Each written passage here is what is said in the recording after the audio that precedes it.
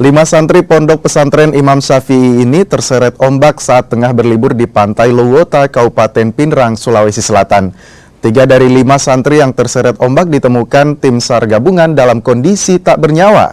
Sementara 2 santri lainnya kini menjalani perawatan intensif. Awalnya pesantren Syafi'i membawa sekitar 122 santri berlibur di Pantai Lowita, Kabupaten Pinrang.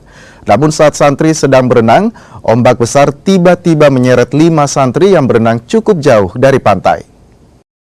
Di bibir pantai, di antaranya 5 orang anak didik ini mencoba menikmati waktu di bibir pantai dan ternyata terbawa arus dan kemudian selanjutnya dilakukan upaya penyelamatan dari seluruh pihak yang terkait. Alhamdulillah untuk 5 anak didik yang sempat terseret ombak tadi ditemukan. Ada 3 diantaranya dalam kondisi meninggal dunia.